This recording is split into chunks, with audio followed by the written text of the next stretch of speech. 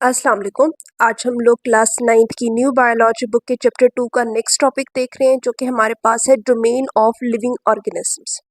Last time हम लोगों ने जो है हिस्ट्री ऑफ क्लासिफिकेशन को डिस्कस किया था। आज हम लोग देखेंगे, जिसमें हम लोगों ने देखा था कि हमारे पास जितने भी ऑर्गेनिज्म हैं उनको 3 डोमेन्स में डिवाइड किया गया है। सबसे पहली डोमेन हमारे पास डोमेन आर्की थी, सेकेंड डोमेन हमारे पास domain bacteria and third domain हमारे पास डोमेन यूकैरिया थी। तो आज हम लोगों ने उन्हीं डोमेन्स को डिटेल से स्टडी करना है। सबसे पहले वो बात करते हैं कि there are following are the main character of 3 domain of organism. यहाँ पे हमारे पास जो तीनों डोमेन्स हैं उनके मेन कैरेक्टरिस्टिक्स जो हैं, खसूसियात जो हैं वो दी गई हैं। सबसे पहली डोमेन आती है हमारे पास domain archaea. These are the most primitive organism on earth. Domain archaea में जितने भी ऑर्गेनिज्म हैं वो सबसे ज़्यादा पुराने, मतलब यूँ समझ लें कि एंसेस्टर्स हैं तमाम ऑर्गेनिज्म के। ठीक है, ऑर्गेनिज्म है, ये सबसे पुराने ऑर्गेनिज्म है ऑन अर्थ ज़मीन पे। They are prokaryotes. ये क्या है हमारे पास? प्रोकैरियोट्स हैं। इस टर्म को पहले भी हम लोग डिफाइन कर चुके हैं। Pro mean before, karyon mean nucleus. मतलब ऐसे ऑर्गेनिज्म जिनके अंदर जो है न्यूक्लियस नहीं पाया जाता था। या फिर हम इसको ये भी कह सकते हैं, अगर हम लोग प्रोकैरियोटिक सेल को जो है वो ड्रॉ करें तो ये हमारे पास इस तरह का एक सेल होता है। ठीक है, इसके अंदर जो डीएनए होता है, ठीक है, जो जेनेटिक मटेरियल होता है वो इस तरह से सेल के फ्लूइड के अंदर सबमर्ज्ड होता है। इसके इर्द गिर्द जो है न्यूक्लियर वॉल नहीं होती, एक प्रोमिनेंट न्यूक्लियस नहीं होता। तो ऐसे सेल जिनके अंदर प्रोमिनेंट न्यूक्लियस नहीं होता लेकिन डीएनए मटेरियल होता है और बाकी जितनी भी ऑर्गेनेलीज होती हैं वो इसी के अंदर सबमर्ज्ड होती हैं, वो भी उनके इर्द गिर्द भी जो है वॉल्स नहीं होती, ऐसे सेल को हम लोग प्रोकैरियोटिक सेल कहते हैं। Pro mean before, karyon mean nucleus, मतलब न्यूक्लियस की एवोल्यूशन से पहले का जो सेल था वो प्रोकैरियोटिक सेल होता है। तो यहाँ पे ये क्या होती हैं? दे आर प्रोकैरियोट्स, ये प्रोकैरियोट्स होते हैं, but their cell wall does not contain peptidoglycan, but it is made up of various polypeptide and protein. अब वो कहते हैं ये प्रोकैरियोट्स हैं, लेकिन अगर हम इनकी सेल वॉल की बात करें तो इनकी सेल वॉल पेप्टाइडोग्लाइकेन से नहीं बनी हुई होती, बल्कि ये मुख्तलिफ पॉलीपेप्टाइड्स और प्रोटीन से मिलकर बनी हुई होती है। नेक्स्ट वो बात करते हैं देयर राइबोसोमल आरएनए। आर जो है ये राइबोसोमल, स्मॉल आर राइबोसोमल को जो है वो रिप्रेजेंट कर रहा है। Their ribosomal RNA resemble more to pro eukaryotes than to the bacteria. अब वो कहते हैं अगर हम इनके राइबोसोमल आरएनए की बात करें तो वो ज़्यादा रिसेंबल करता है यूकैरियोट्स के साथ बनिस्बत बैक्टीरिया के। Their cell membrane contain unique lipid which enable them to live in extreme environment। वो कहते हैं इनकी जो सेल मेम्ब्रेन होती है, ठीक है, सेल के बाहर की जो लेयर होती है, आउटर कवरिंग, उसको सेल मेम्ब्रेन कहते हैं।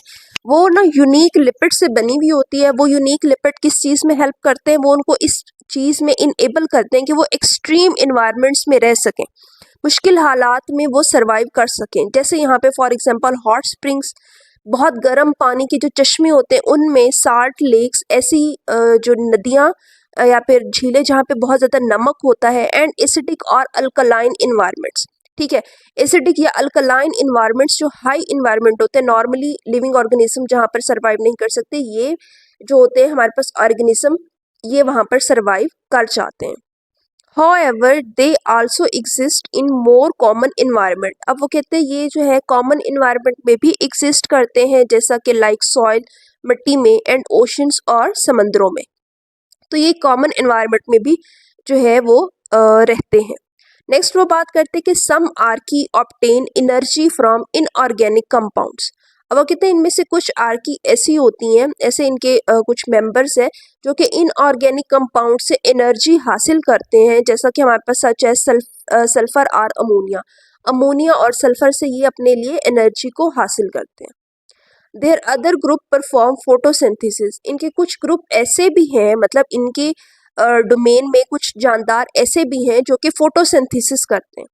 फोटोसिंथेसिस में हमें पता है कि क्या होता है कि जो है सूरज की रोशनी और कार्बन डाइऑक्साइड की मदद से जो है एनर्जी प्रोड्यूस की जाती है क्लोरोफिल की मदद से, but do not produce oxygen. लेकिन ये ऐसी फोटोसिंथेसिस करते हैं जिसमें ऑक्सीजन प्रोड्यूस नहीं होती। नेक्स्ट वो बात करते हैं कि there is one kingdom in domain Archaea. जो डोमेन आर्की है हमारे पास, उसमें सिर्फ एक ही किंगडम आता है, जो कि हमारे पास किंगडम आर्कीबैक्टीरिया। आर्कीबैक्टीरिया जो है ये एंशियंट बैक्टीरिया को जो है वो बिलोंग करता है।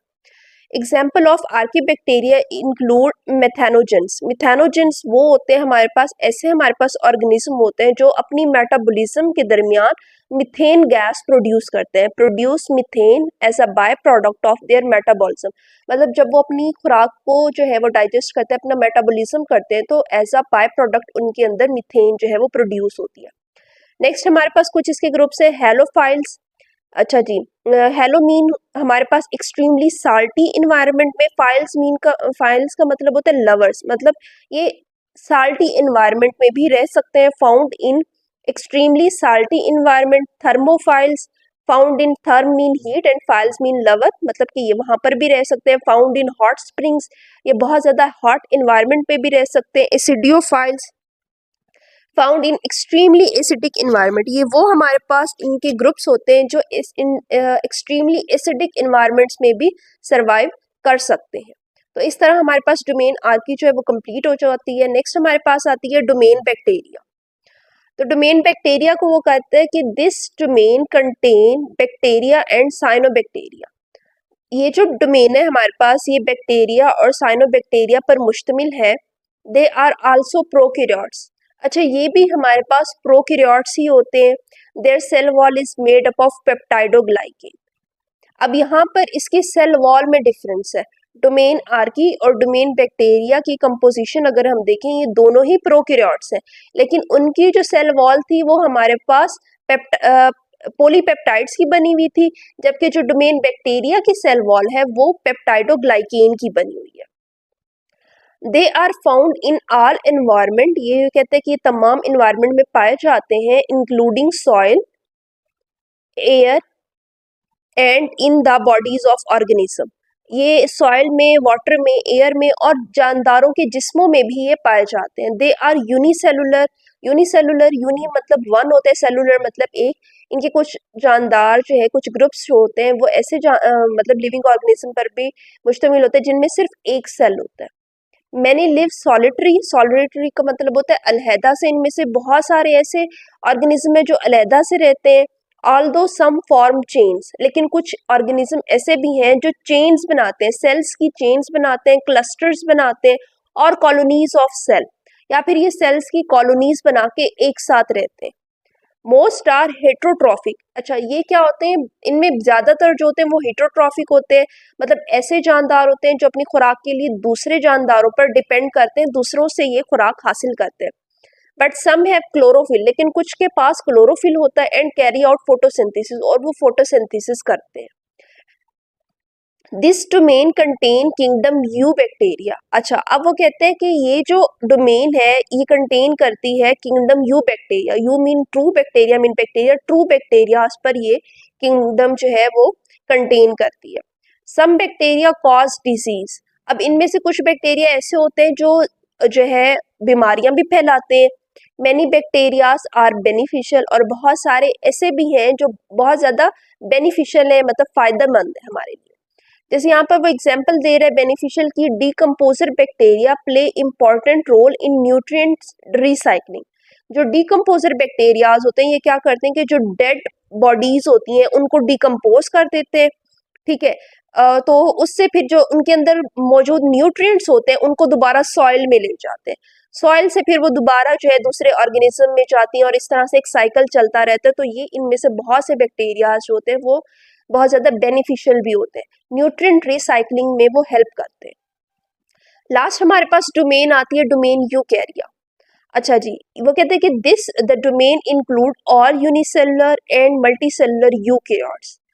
इस डोमेन में तमाम यूनिसेलुलर और मल्टीसेलुलर यूकैरियोट्स आते हैं। Eu mean true and karyon mean nucleus, मतलब ऐसे जानदार जिनमें ट्रू न्यूक्लियस पाया जाता हो। अब अगर हम यहाँ पे बात करें कि यूकैरियोटिक सेल हमारे पास किस तरह से होते हैं, तो ये हमारे पास कुछ इस तरह से होते हैं। यहाँ पे इसके सेंटर में जो है न्यूक्लियस पाया जाता है, और ये जो डीएनए मटेरियल प्रोकैरियोट्स में सेल के अंदर सबमर्ज्ड था, यहाँ पर जो है ये एक न्यूक्लियर वॉल के अंदर मौजूद होता है, और इस वॉल को की मौजूदगी की वजह से हम इसको न्यूक्लियस कहते हैं। तो अब ऐसे जानदार, चाहे वो एक सेल पे मुश्तमिल हो या एक से ज्यादा सेल पर मुश्तमिल हो, जिनके अंदर ट्रू न्यूक्लियस पाया जाता है, वो तमाम यूकैरियोटिक जो है वो कहलाते हैं cell. They have complex eukaryotic cell, इनके अंदर जो डोमेन यूकैरिया, इसमें जो है कम्प्लेक्स यूकैरियोटिक सेल वाले जानदार होते हैं विद न्यूक्लियस, जिनके अंदर न्यूक्लियस होता है, and other membrane bounded organelles, और दूसरी और जो तमाम बाकी ऑर्गेनेलीज हैं वो भी मेम्ब्रेन में जो है बाउंडेड होती है, जबकि प्रोकैरियोटिक में तमाम ऑर्गेनेलीज जो है वो सेल के अंदर डायरेक्टली सबमर्ज्ड थी। This domain contain kingdom protista, fungi, Plantae and animalia. ये जो डोमेन है हमारे पास, इसमें चारों किंगडम आ जाते हैं, जिसमें हमारे पास प्रोटिस्टा है, फंजाई है, प्लांटी है और एनिमेलिया है। तो ये हमारे पास इस तरह से तीनों डोमेन्स जो है कंप्लीट हो जाते हैं। यहाँ पर हमारे पास सेल्स दिए हुए हैं, बैक्टीरियल सेल दिया हुआ है, आर्की का सेल दिया हुआ है और यूकैरियोटिक सेल दिया हुआ है। तो यहाँ पे वो बात करते हैं कि bacterial cell are smaller than the eukarya cell and have no nucleus. ये सेल जो है, इसमें तमाम ऑर्गेनेलीज ऐसे ही सबमर्ज्ड होती हैं, इनके अंदर कोई प्रॉपर न्यूक्लियस नहीं होता, और इसका सेल जो है यूकैरियोटिक सेल से इसका साइज छोटा होता है। Archie cells have a distinctive chemistry and can survive extreme environment. अब वो कहते हैं इसकी जो सेल वॉल होती है वो इस तरह से बनी हुई होती है, ये सेल मेम्ब्रेन के ये एक्सट्रीम इन्वायरमेंट्स में भी सर्वाइव कर जाता है। जबकि अगर हम यूकैरियोटिक सेल देखिए, यूकैरिया सेल आर लार्जर, ये सेल बड़ा होता है, and contain more complex structure, और इसके अंदर मोर कम्प्लेक्स स्ट्रक्चर होते हैं। ये जो यहाँ पे दिख रहा है हमें सेल के अंदर, ये इसका न्यूक्लियस होता है, और बाकी मेम्ब्रेन बॉन्डेड ऑर्गेनेलीज भी इसके अंदर मौजूद होती हैं। तो इस तरह से हमारा टॉपिक जो है ये कंप्लीट हो जाता है यहाँ तक, जिसमें हमने तीनों डोमेन्स को जो है वो डिटेल से स्टडी किया है।